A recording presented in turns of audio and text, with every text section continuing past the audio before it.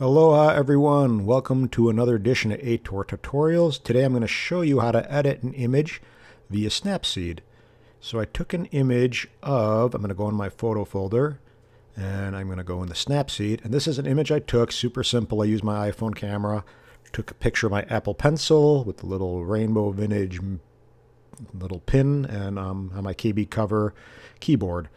And if you see, it doesn't look bad, but I'm going to show you little tweaks on how to make it look that much better. And again, subtlety is the key in retouching a lot of times, because you don't want to have big, crazy maneuvers. You want to have it really subtle so it looks like it was really, well shot.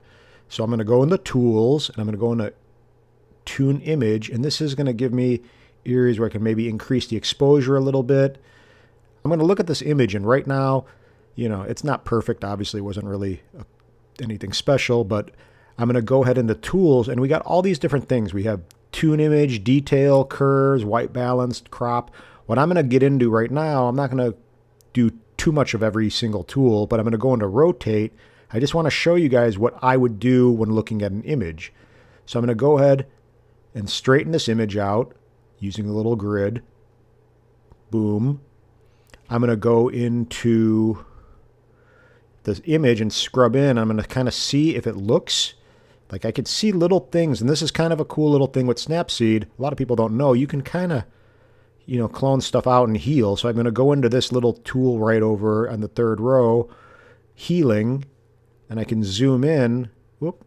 And these little left arrow key and right arrow key, the left is an undo. So if I do something stupid like swipe out the apple, just hit the left arrow key and it will redo that and bring you back. So I can go here, zoom in on the image and kind of do little things like this, clone it out and make it look a little bit better. I'm just doing this for example kind of purposes. So obviously it's not crucial, but believe it or not, all these little things, you may only see it zoomed in like this, but when you zoom out, it does look better. And if you see like even this little stuff, again, believe me, any retoucher, anyone who shoots a big job is going to go ahead and clean up the image if they know what they're doing. They're going to zoom in 100%, 800%, whatever it may be, and do little things like this. I just want you guys to see that this is a possibility, and people do this all the time. So you can zoom in and do these little cleanup kind of things, and it just makes your image appear that much crisper, that much sharper, that much cleaner. Now again, I'm going to zoom out. So far I increased the brightness a little bit. I straightened the image. I cleaned it up a little bit, and I can do little things like this too. I can go in, what did I do?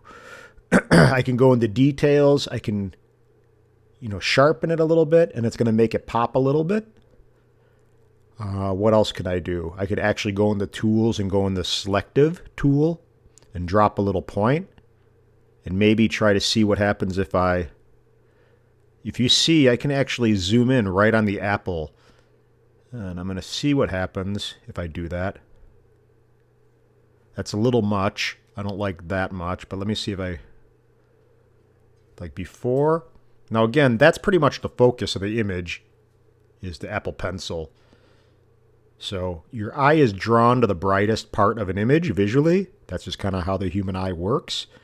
So again, that's what I'm trying to accomplish here. I'm trying to focus. That was my focus when I was taking this picture, was that little Apple logo.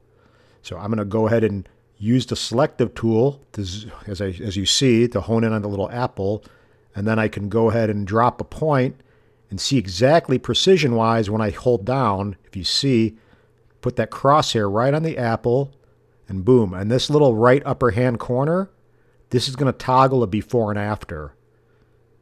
So before, after. I like the after. I think it looks better. It pops a little bit more.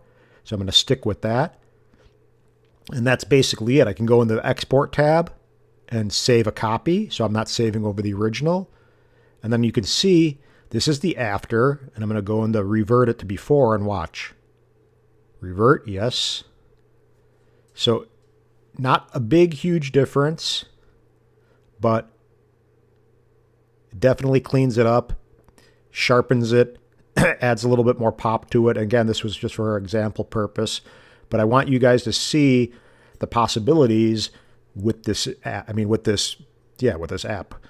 So I wanted you to see and get an idea of what is possible with an app such as Snapseed on your iPhone.